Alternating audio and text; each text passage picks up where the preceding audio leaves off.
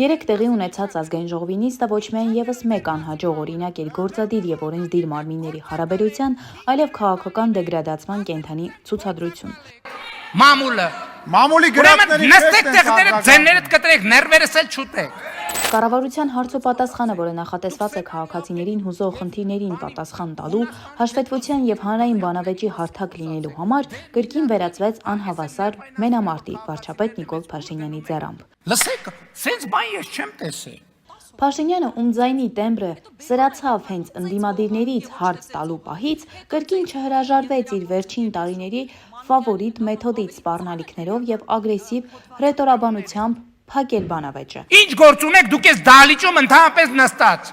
Նա ըստ էության վերստին գործեց քաղաքական մեղադրողի կարգավիճակում անդրադառնալով ընդդիմադիրներին ոչ թե փաստարկներով, այլ ԱԱԾ պատվալներով սպառնալու ռետորաբանությամբ։ Մամուլի հրապարակումներով առաջնորդվեմ, սաղիթ պետք է տանեմ լսեմ ԱԱԾ-ի պատվալը, որ մամուլի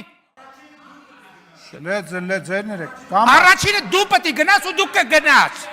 Բայց եթե սահմանար միայն Փաշինյանի ելույթի տիրույթում, գուցե կարելի լինել մեկնաբանել որպես հերթական նյարդայնացած պահ։ Զավեշտալին այն է, որ ՔՊ խմբակցության մի շարք պատգամավորներ սկսեցին դերաբաշխված շարժվել դահլիճում, մեկը Փաշինյանին հանգստացնելով, մյուսը ընդդիմության վրա հարձակվելով, որոշներն էլ հանդարտեցնելով։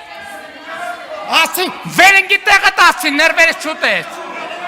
Ազգային ժողովում գոյություն ունի Կարեն Համբարձումյան անուն ազգանունով մի պատգամավոր, որին գրեթե երբեք չենք տեսնում որպես օրենսդիր ներկայացուցիչ։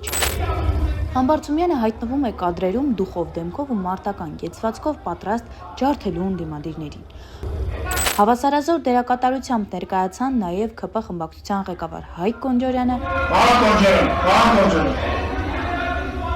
եւ քարտուղար Արթուր Հովհաննիսյանը։ Այս երկու պաշտոնյաները, որոնք ըստ իրենց կարգավիճակի պարտավոր են պահել խորհրդարանական նորմերն ու արժանապատվությունը, հակառակը մասնակցեցին ազգային ժողովի դահլիճում սկսած աղմուկին ռեպլիկներով, բարձրացրած ձայնով ու քաղաքական հարձակման ոգով։ Հիշեցնենք, որ խորհրդարանը բեմ չէ, որտեղ պետք է ցույց տալ, թե ով ում կոչնչացնի հանուն առաջնորդի։ Այնտեղ է, որտեղ պետք է քննարկվեն քաղաքացիների կենսական խնդիրները։